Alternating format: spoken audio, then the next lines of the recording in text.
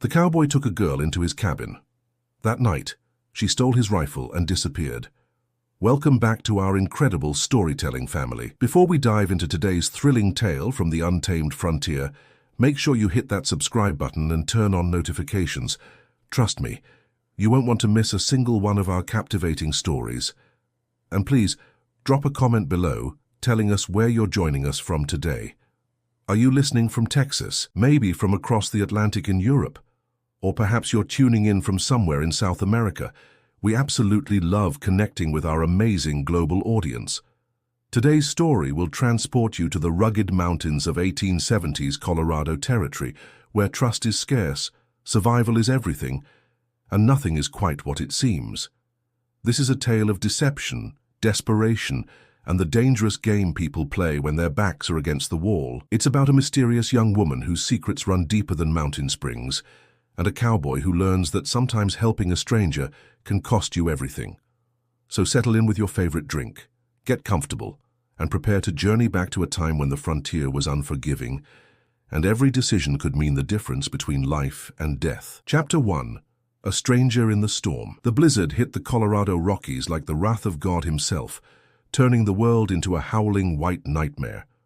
Cole Bennett had seen plenty of mountain storms in his 34 years, but this one was different, meaner, colder, with the kind of bite that could freeze a man solid in minutes. He urged his horse, Ranger, faster through the driving snow, squinting against the icy wind as he searched for the familiar landmarks that would lead him home. His small cabin sat nestled in a protected valley about 2 miles ahead, assuming he could find it in this whiteout. Cole had spent 3 weeks in Denver, selling the furs he'd trapped over the winter and buying supplies to last him through the rest of the season. The money from the sale was tucked safely in his saddlebags, enough to keep him comfortable for months, maybe even enough to finally buy that piece of land he'd been eyeing down in the valley.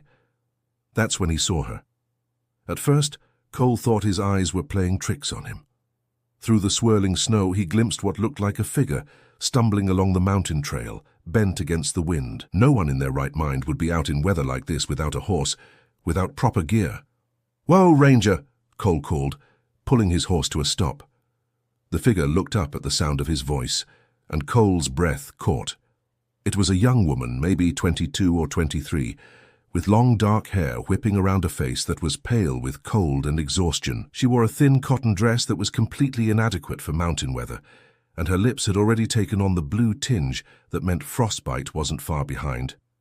"Help me!" she called out, her voice barely audible over the howling wind. "Please, I'm lost!" Every instinct Cole had developed in decades of frontier living screamed at him to be cautious. People didn't just appear in blizzards wearing summer clothes. There was always more to stories like this, usually the kind of mortgage that got a man killed. But looking at her struggling through the snow, her small hands pressed against her arms for warmth, Cole found he couldn't just ride away. His mother had raised him better than that, even if she'd been dead for 15 years. "Can you ride?" he called back, dismounting from Ranger. The woman nodded frantically, stumbling toward him through the knee-deep snow. Cole helped her up into the saddle, noting how light she was, how her whole body shook with cold. He climbed up behind her, wrapping his heavy coat around both of them as much as possible. "My cabin's not far," he said, his mouth close to her ear so she could hear him over the storm. "We'll get you warmed up, and when this blows over, we'll figure out how to get you where you need to go." She leaned back against him, and Cole felt her relax slightly at the promise of shelter. "Thank you," she whispered. "I thought I was going to die out here." "What's your name?" Cole asked as he guided Ranger carefully along the treacherous trail. "Emma," she replied, her voice muffled by the wind and snow. "Emma Johnson." There was just the slightest hesitation before the last name, so brief that Cole almost missed it. Almost. The ride to his cabin took another hour, with Cole having to dismount twice to clear fallen branches from the path. By the time they reached the small log structure, both of them were half frozen despite sharing his coat. Cole's cabin was simple but well built. One main room with a stone fireplace, a small kitchen area, and a bedroom barely big enough for his bed and a chest of drawers. It wasn't much, but it was warm and dry, and right now, that was all that mattered. "Sit by the fire," Cole instructed, helping Emma down from Ranger's back. "Fine, I'll get some wood and get this place heated up proper." While Cole tended to his horse and brought in an armload of seasoned firewood, Emma huddled in the single chair he kept near the fireplace. She held her hands out toward the small flames he'd managed to coax to life, and Cole noticed her fingers were shaking badly. "You need to get out of those wet clothes," Cole said, trying to keep his voice matter-of-fact. "Glad I've got some extra shirts and pants that might fit you well enough. Won't be pretty, but they'll be warm and dry." Emma's eyes darted to him, and for a moment Cole saw something that looked almost like fear flicker across her features. Then she nodded slowly. "I'll step outside while you change," Cole offered, but Emma shook her head quickly. "The storm," she said. "You don't need to go back out in that. I'll manage." Cole turned his back and busied himself with stoking the fire, while Emma changed into his spare clothes.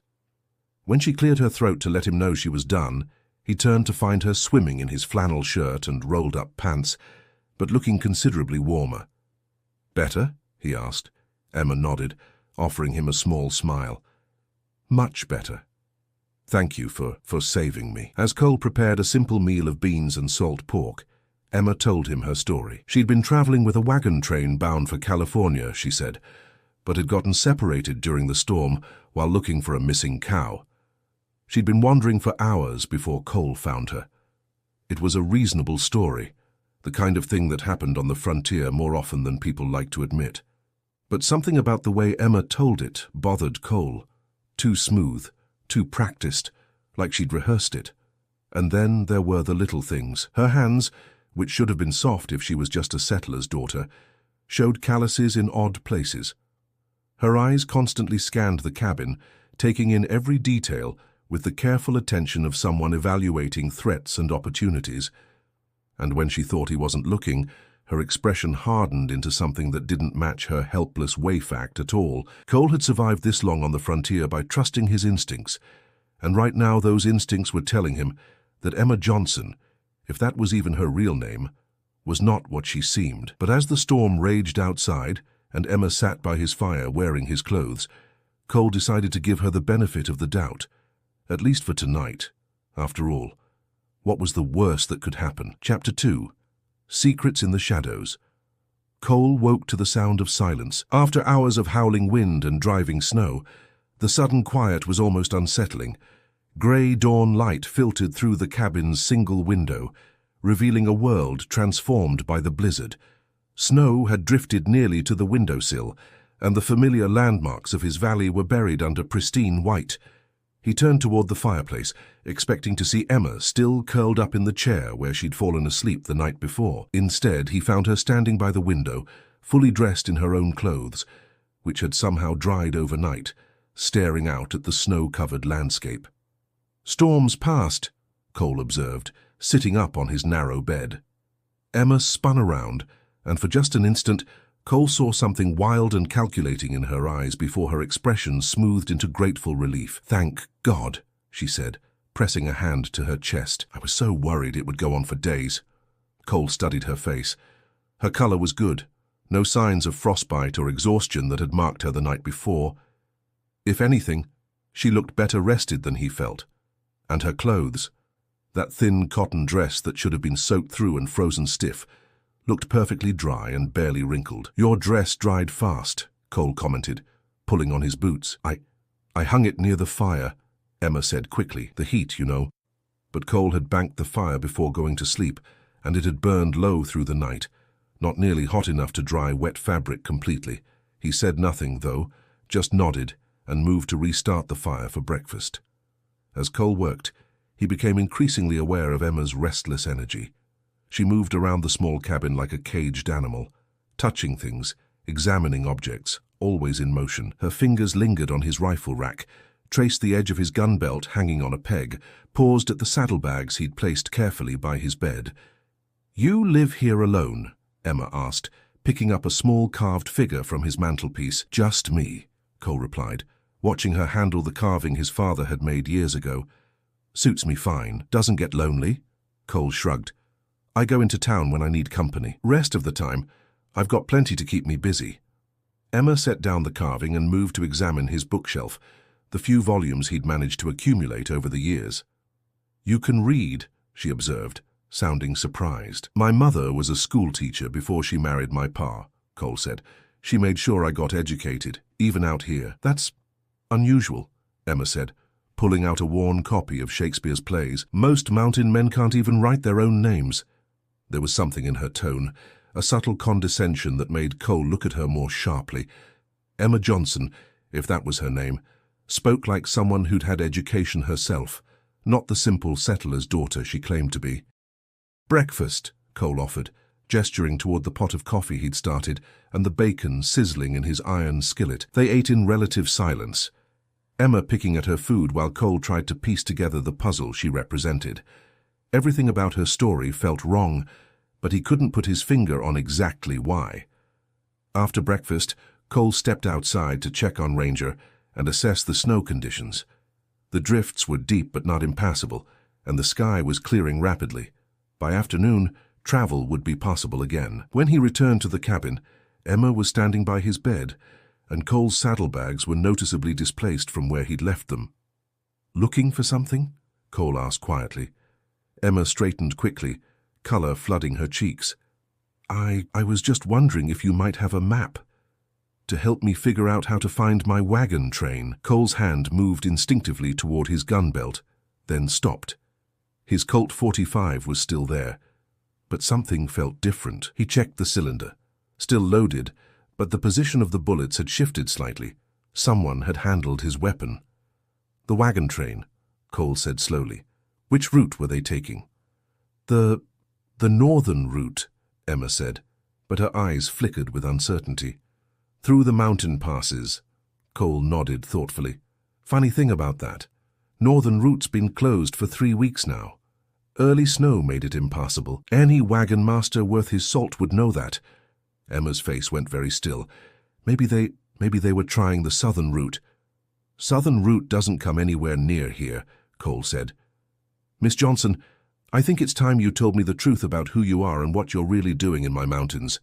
For a long moment, they stared at each other across the small cabin. Cole could practically see Emma weighing her options, calculating risks and possibilities. When she finally spoke, her voice had lost all pretense of helpless gratitude. "My name is Emma," she said. "That much is true. And the rest." Emma moved closer to the fireplace, putting the burning logs between herself and Cole. "I'm not traveling with any wagon train. I'm running from something. Someone." "Who?" "Men who want to see me hang," Emma said simply. "Men who believe I killed someone I didn't kill." Cole felt his gut tighten. "Did you?" Emma's smile was sharp as a knife blade. "I said they believe I killed someone I didn't kill. I never said I hadn't killed anyone at all." The admission hung in the air between them, like smoke from a gun barrel. Cole's hand moved again toward his weapon, but Emma was faster. In one fluid motion, she'd grabbed a piece of firewood and hefted it like a club. "Don't," she warned. "I don't want to hurt you, Cole. You saved my life last night, and I'm grateful for that. But I won't go back to hang for something I didn't do." "Then tell me what you did do," Cole said, keeping his voice calm and his hands visible. Emma laughed bitterly. "I trusted the wrong man, believed him when he said he loved me, helped him rob a bank in Denver because he convinced me we needed the money to start fresh somewhere new."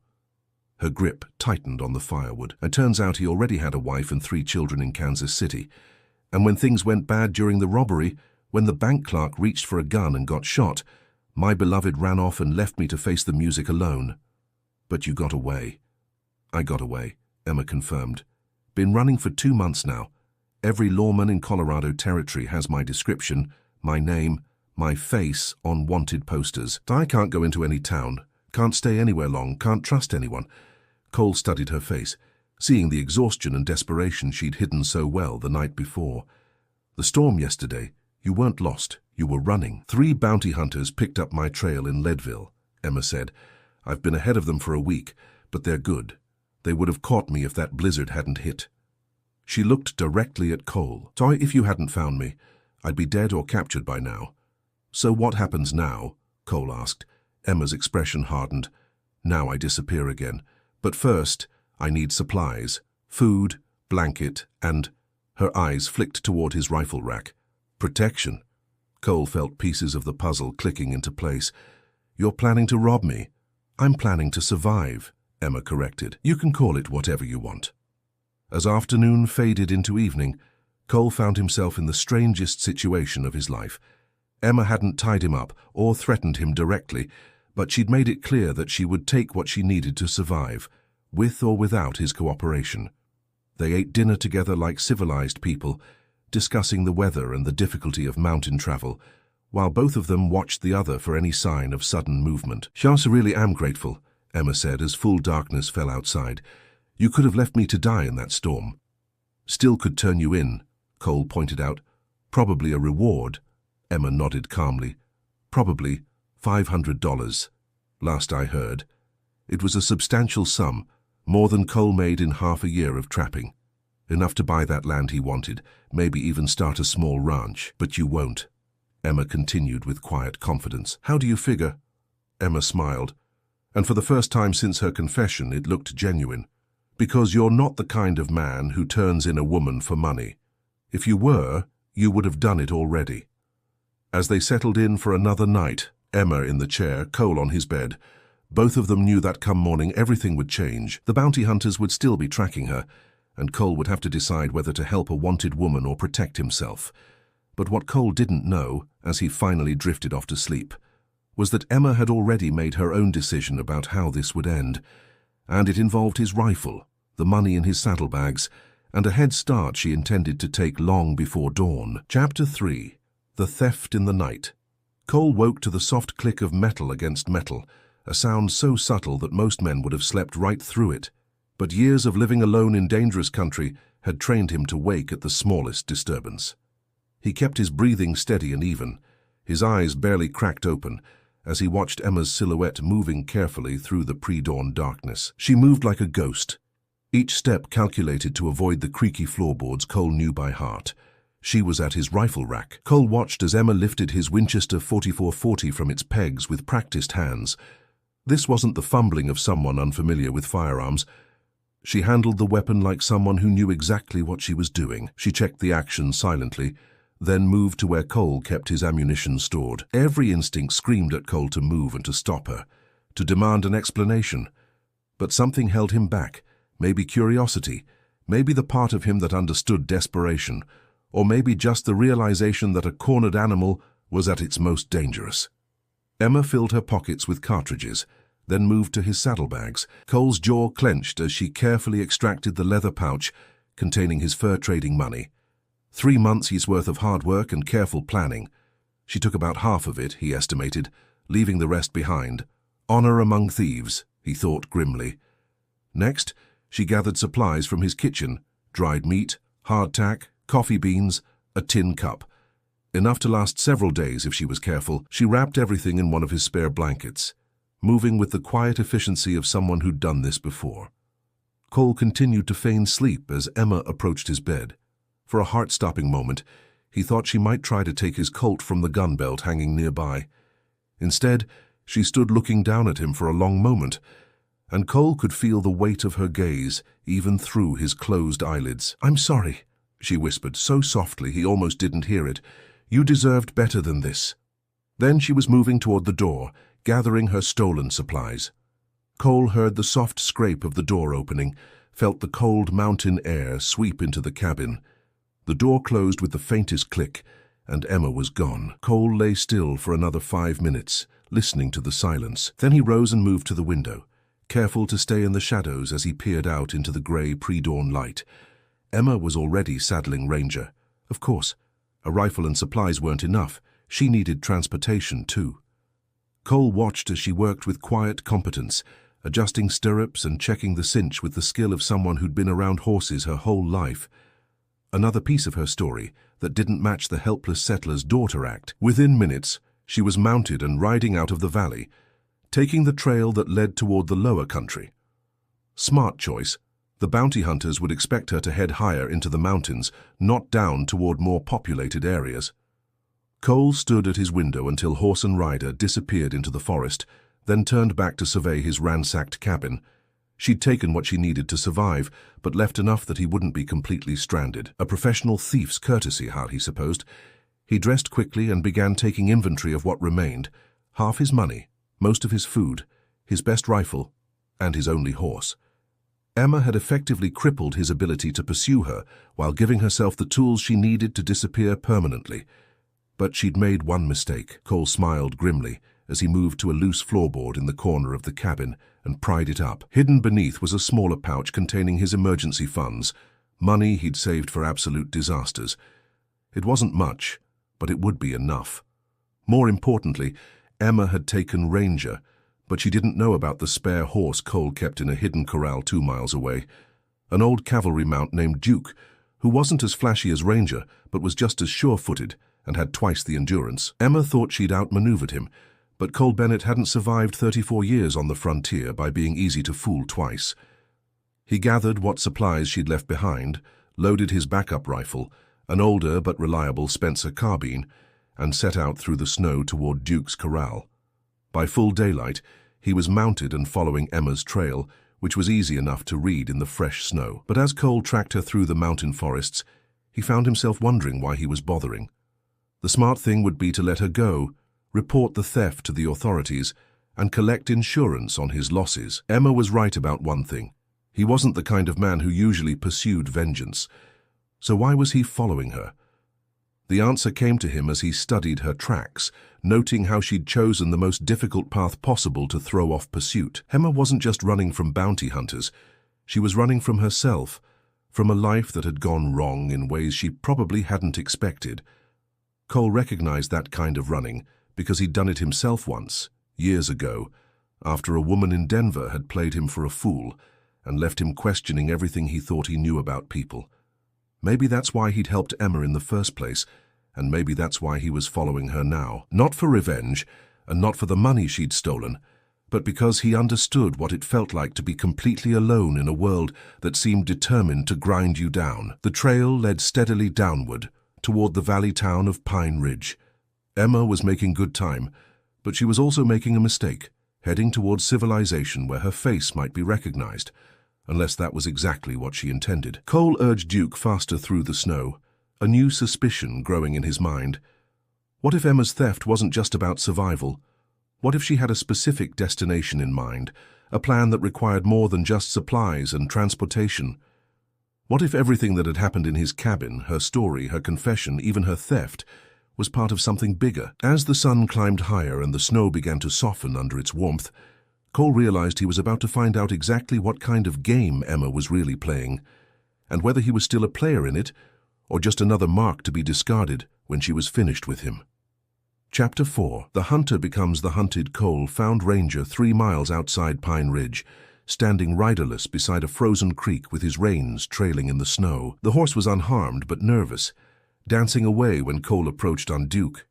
It took several minutes of patient coaxing before Ranger allowed himself to be caught, and when Cole finally got close enough to examine him, he found something that made his blood run cold. There were 3 sets of hoofprints in the snow around where Ranger had been found, and signs of a struggle: churned earth, broken branches, and most telling of all, several drops of blood staining the pristine white snow. The bounty hunters had found Emma. Cole followed the trail with growing urgency, reading the story written in tracks and broken vegetation. Emma had been riding hard when they caught up to her, probably hoping to reach Pine Ridge before they could close the distance. The confrontation had been brief but violent. Cole could see where horses had wheeled and danced, where riders had dismounted, where something heavy had hit the ground. But there was something odd about the scene that took Cole a moment to identify. The blood trail led away from the struggle site, but it wasn't consistent with someone who'd been shot or badly wounded. It was too controlled, too deliberate, like someone had been bleeding on purpose. The trail led toward a narrow canyon that Cole knew ended in a box. No way out except back the way you came. Either Emma and her captors were trapped, or the sound of gunfire echoed off the canyon walls just as Cole reached the entrance. 3 shots in rapid succession, then silence. Cole dismounted and checked his Spencer carbine, then led Duke quietly into the canyon on foot. The walls rose steep and high on both sides, with plenty of places for an ambush. If this was a trap, he was walking right into it. But if Emma was in trouble... He found the first body about halfway through the canyon. A man in his 30s with a deputy marshal's badge pinned to his coat lay sprawled behind a boulder, Cole's stolen Winchester nearby and a neat bullet hole in his chest. Professional work, the kind of shooting that came from years of practice and steady nerves. The second body was 50 yards further in, partially hidden behind a fallen tree. Another bounty hunter, this one older and more experienced, judging by his gear. He'd been shot in the back while trying to find cover. Cole heard voices before he saw the third man, Emma's voice, calm and conversational, and a man's voice tight with pain and fear. "You're bleeding pretty badly," Emma was saying as Cole crept closer. "That shoulder wound needs tending, or you'll be dead in an hour." You killed them," the man gasped. "Marshall Williams and Jake. You killed them both." "They were trying to kill me," Emma replied, matter-of-factly. "I defended myself." Cole peered around a rock outcropping and saw them. Emma sat comfortably on a fallen log, Cole's rifle across her knees, while a wounded bounty hunter leaned against the canyon wall, his left shoulder dark with blood. She'd bandaged the wound with strips torn from her dress, but the man's face was grey with shock and blood loss. "The thing is, Mr. Carson," Emma continued, "you and your friends made a mistake. You assumed I was just some frightened woman running scared. Easy prey for 3 experienced manhunters. The bank job in Denver," Carson wheezed. "You killed that clerk." Emma's expression hardened. "No, I didn't. My partner did that. Shot an innocent man in cold blood because he panicked. But I've learned something in the months since then." She stood up, the rifle held casually but ready. "Sometimes people think you're guilty of something whether you are or not, so why not live up to their expectations?" Cole felt ice form in his stomach. This wasn't the desperate, frightened woman who'd stolen from him that morning. This was someone else entirely, someone who'd just killed 2 men with professional efficiency and was calmly discussing finishing off the third. "You're going to kill me too," Carson said. It wasn't a question. "That depends," Emma said. "Sarson, on what you can tell me about who hired you." "What? 3 bounty hunters don't track one woman across 2 territories just for the reward money," Emma explained patiently. "Especially not when that woman has been careful to avoid towns and settlements. Someone pointed you in my direction. Someone who knows where I've been and where I might be going." Carson's eyes darted nervously. "I don't know what you're talking about." Emma raised the rifle slightly. "Mr. Carson, I've had a very difficult few months. I'm tired, I'm hungry, and I'm running out of patience. The easy way is you tell me what I want to know. The hard way is I leave you here to bleed to death very slowly." It was a telegram," Carson gasped. "Came into Pine Ridge 3 days ago. Said a woman matching your description was heading this way, traveling alone. Offered double the usual bounty if we brought you back alive." "Who sent it?" "Didn't say. Just signed a friend." Emma frowned, and Cole could see her working through the implications. Someone wanted her captured, not killed. Someone who knew her movements well enough to predict where she'd be. "Did this friend say why they wanted me alive?" Emma asked. "Said you had something that belonged to them, something you stole besides money." Emma went very still. "What kind of something?" "Papers, documents of some kind." Cole saw Emma's face change, saw understanding dawn in her eyes, followed immediately by fear. The first real fear he'd seen from her since her confession in his cabin. "Son of a bitch," she whispered. "He's still alive." "Who?" Carson asked weakly, but Emma wasn't talking to him anymore. She was staring past the wounded bounty hunter, her mind clearly racing through possibilities and implications Cole couldn't begin to guess at. That's when Carson made his move. The bounty hunter had been feigning weakness, letting Emma think he was more badly hurt than he actually was. While she was distracted, he lunged for a pistol that had fallen nearby during the fight. Cole acted without thinking, his Spencer carbine barking once in the confined space of the canyon. Carson spun around and dropped, the pistol flying from his nerveless fingers. Emma spun toward the sound, the Winchester coming up to her shoulder with fluid precision. For a heart-stopping moment, Cole found himself staring down the barrel of his own rifle in the hands of a woman who'd just killed 2 men. "Hello, Cole," Emma said calmly. "I was wondering when you'd show up." Cole kept his carbine trained on her, though he suspected it wouldn't do him much good if she decided to shoot. "Figured you might need help." Emma's smile was sharp and dangerous. "From the man I robbed this morning? How uncommonly generous of you." "You left me half my money," Cole pointed out, "and you could have killed me in my sleep if you'd wanted to." "True," Emma acknowledged. "So what do you want?" Cole looked around at the carnage in the canyon. 3 dead men, blood on the snow, and a woman who was clearly far more dangerous than she'd pretended to be. "Answers," he said finally. "Starting with who's really after you and what papers Carson was talking about." Emma studied his face for a long moment, then slowly lowered the rifle. "That's a long story."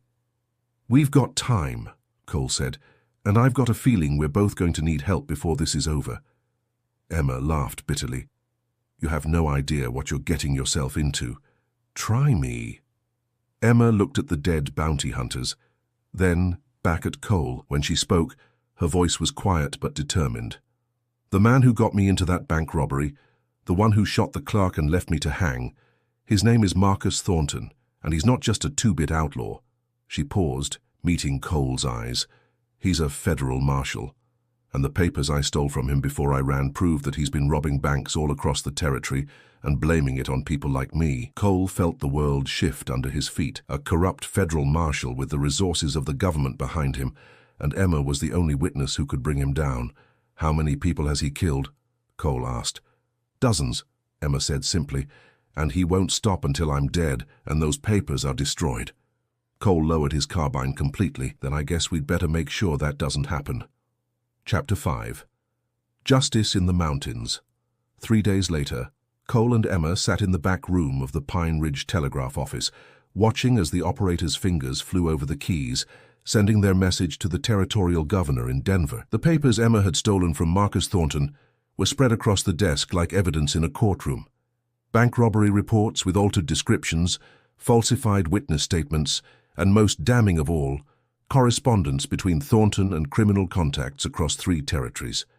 The corrupt marshal had been running a sophisticated operation, using his badge to cover his crimes and his authority to eliminate anyone who got too close to the truth. "Our message sent," the telegraph operator confirmed. A thin man named Peters who'd gone pale when he'd read the evidence they'd brought him. "Governor's office should have it within the hour." "And the copy to the territorial attorney?" Emma asked. "Sent that too, just like you asked." Peters looked nervous. "You folks sure about this? Marshal Thornton's got a lot of friends in high places." "He's also got a lot of dead, innocent people behind him," Cole said grimly. "That tends to change people's opinions pretty quick." They'd spent 2 days planning this moment, hiding in an abandoned mine shaft while Emma explained the full scope of Thornton's operation. The corrupt marshal hadn't just been robbing banks. He'd been systematically framing other people for his crimes, then hunting them down like animals when they tried to run. Emma had stumbled onto his scheme by accident when she'd found his private correspondence while he was celebrating their successful Denver job. "He'll come here," Emma said as they left the telegraph office. "When he finds out what we've done, he'll come to Pine Ridge to tie up loose ends." Cole nodded. "Good. I'm tired of running." They'd set up in the Pine Ridge Hotel, taking rooms on the 2nd floor with a clear view of the main street. Emma had insisted on paying with some of the money she'd stolen from Cole, a gesture that wasn't quite an apology, but wasn't quite not one either. The waiting was the hardest part. Emma cleaned and checked Cole's Winchester for the dozenth time while Cole watched the street through the window, both of them jumping at every sound of approaching hoofbeats. "You could still leave," Emma said quietly as evening approached. "Sire, this isn't your fight." "Became my fight when you stole my horse," Cole replied without turning from the window. "Besides, somebody needs to make sure you don't disappear again in the middle of the night." Emma was quiet for a moment. "I really am sorry about that. The stealing, I mean." "I know." Cole finally turned to look at her. "Question is, what happens after? Assuming we both live through whatever's coming." Emma met his eyes. "I don't know. I've been running for so long, I'm not sure I remember how to do anything else." "Could learn," Cole suggested. "I've got a cabin that needs some repairs, land that could use a woman's touch." "You offering me a job?" "I'm offering you a choice," Cole said. "Between running and staying. Between being alone and having someone to watch your back." Before Emma could answer, the sound of multiple horses approaching at speed echoed up from the street. Cole peered out the window and counted 6 riders entering town at a gallop, led by a tall man with a marshal's badge glinting on his coat. "Thornton," Emma breathed, moving to the window beside Cole.